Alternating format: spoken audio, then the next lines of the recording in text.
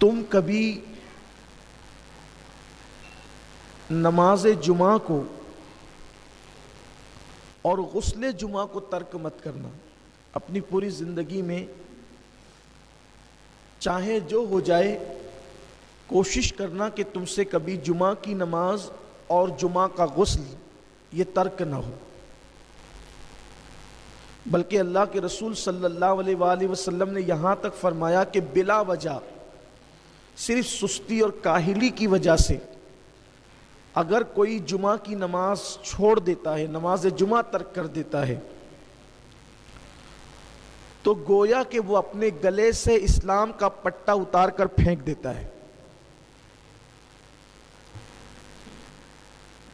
اس لیے جمعہ کی نماز کبھی ترک نہیں کرنا. آج کل دیکھنے میں یہ آ رہا ہے کہ چھوٹی چھوٹی بیماریوں کی وجہ سے بھی لوگ نماز جمعہ چھوڑ دیتے ہیں. میں تو بیمار ہوں، بیمار کے لیے نماز نہیں ہے. اول تو نماز مرے دم تک ہے. اگر ہم کھڑے ہو کر نماز نہیں پڑھ سکتے تو بیٹھ کے پڑھیں، بیٹھ کے نہیں پڑھ سکتے تو لیٹ کر پڑھیں. لیٹ کر بھی اگر ہمیں پڑھنے میں کوئی دقت ہے تو یہ جو آنکھ کی پلکیں ہیں اس کے اشارے سے پڑھیں. اسی لیے آپ دیکھیں کہ انسان کے جب سارے اعضاء ناکام ہو جاتے ہیں تو آخری تک کی آنکھ کی پلکیں کام کرتی ہے تاکہ آپ اس کے اشارے سے نماز پڑھ سکیں.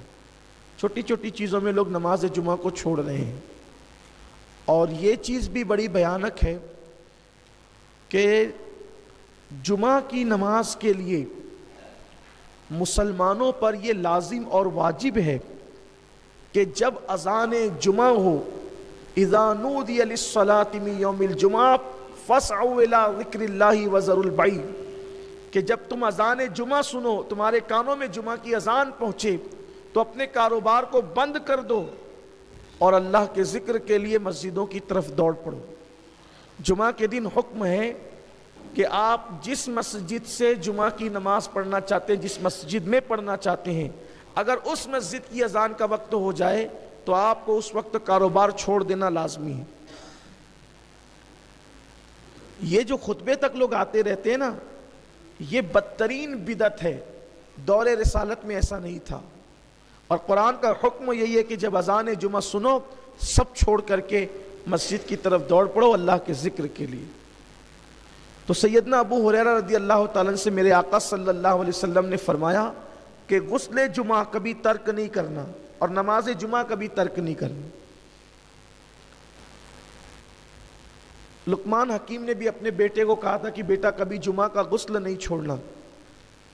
یہاں تک روایتوں میں آیا کہ جو مسلسل غسل جمعہ کرتا ہے اللہ اسے 70 بیماریوں سے اور بلاؤں سے محفوظ فرماتا ہے.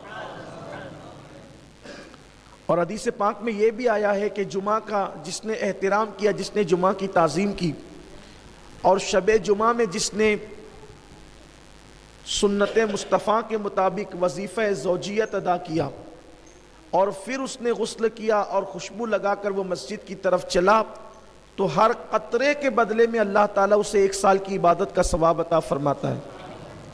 اور جب وہ مسجد میں آیا اور لوگوں کی کاندھوں کو اس نے نہیں پھلانگا، حدیث پاک ہے کہ مسجد میں آیا لوگوں کے کاندھوں کو نہیں پھلانگا. لوگوں کے کاندھوں کو نہیں پھلانگے کا مطلب یہ ہے کہ لوگ بعد میں آتے ہیں اور آگے آگے گھسنے کی کوشش کرتے ہیں. یہ بھی منع کیا گیا ہے. بلکہ اللہ کے رسول صلی اللہ علیہ وآلہ وسلم نے سیدنا ابو ہریرہ سے ایک دن فرمایا، اے ابو ہریرہ کیا تم نے جمعہ کی نماز نہیں پڑھی؟ حضرت ابو ہریرہ نے عرض کی یا رسول اللہ میرے ماں باپ آپ پہ قربان، میں نے تو جمعہ آپ کی اقتداء میں آپ کے پیچھے پڑھا ہے. پھر سرکار علیہ السلام نے فرمایا ابو ہریرہ کیا تم نے جمعہ کی نماز نہیں پڑھی؟ پھر اس کی حضور میں نے تو آپ کی اقتداء میں جمعہ پڑھی. پھر اللہ کے رسول صلی اللہ علیہ وآلہ وسلم نے فرمایا اے ابو ہریرہ کیا تم نے جمعہ کی نماز نہیں پڑھی؟ تو پھر ان کو احساس ہو گیا کہ یا رسول اللہ صلی اللہ علیہ وآلہ وسلم میں تو آپ کی اقتداء میں نے جمعہ پڑھی. تو سرکار نے فرمایا کہ تم بعد میں آئے تھے اور تم صفوں کو چیرتے ہوئے آگے آ رہے تھے. جو ایسا کرتا ہے گویا وہ جہنم کی آگ کو پھلانگتا ہے. صفوں کو چیر کر آنے والا گویا کہ جہنم کی آگ کو پھلانگتا ہے. تو جو جمعہ کی برکت ہے، نماز جمعہ کی برکت ہے، تو صفوں کو چیر کر اور پھلانگ کر آنے والوں کے لیے ڈر ہے، خدشہ ہے کہ کہیں وہ جمعہ کی برکتوں سے محروم نہ ہو جائیں. اس لیے بعد میں آنے والوں کے لیے ضروری ہے کہ ان کو جہاں جگہ ملے وہ وہیں بیٹھ جائے، صفوں کو نہ پھلانگے. اور پہلے آنے والوں کے لیے ضروری ہے کہ وہ آئے تو اولین صف میں بیٹھے تاکہ پیچھے سے آنے والوں کو پھلانگنا نہ پڑے، ورنہ وہ جمعہ کی برکتوں سے محروم رہیں گے. لوگ جو ہے وہ آتے ہیں پیچھے بیٹھتے ہیں، اپنی سہولت سے بیٹھتے ہیں، دیوار کا ٹیک لگا کر کے بیٹھتے ہیں. لوگوں کی پوزیشن یہ ہوتی ہے. تو اس لیے جب جمعہ کی نماز کے لیے آؤ تو صفوں کو پھلانگ کر مت آؤ، جہاں جگہ ملے وہیں پر بیٹھ جاؤ. اور جو پہلے آئے وہ آگے آ کر کے بیٹھے.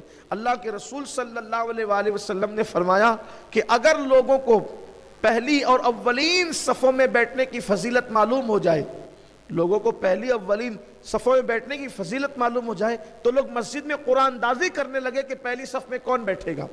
اور بلکہ یہاں تک فرمایا کہ لوگ مسجد میں تلوار نکالیں گے پہلی صف میں بیٹھنے کے لیے اگر ان کو صف اول میں بیٹھنے کی فضیلت پتہ چل جائے. لیکن یہاں تو حال ایسا ہی ہے کہ لوگ مسجدوں کے اندر اپنی طرز پر آتے ہیں، اپنی طرز پر بیٹھتے ہیں. اولین بیٹھو. بلکہ جب خدا کی رحمت اترتی ہے نماز کے اندر، نماز با جماعت میں، تو پہلے وہ امام پر اترتی. سب سے پہلے اللہ کی رحمت حالت نماز میں جو اترتی وہ امام پر اترتی ہے. پھر جو صف امام کے قریب ہوتی ہے اس پر اترتی، پھر جو اس صف سے قریب ہوتی ہے اس پر اترتی، پھر جو اس کے قریب ہوتی ہے اس پر اترتی، یعنی الگ ترتیب. اسی لیے صف اول میں نماز پڑھنا یا اولین صفوں میں نماز پڑھنا یہ بہت برکت کی چیز ہے.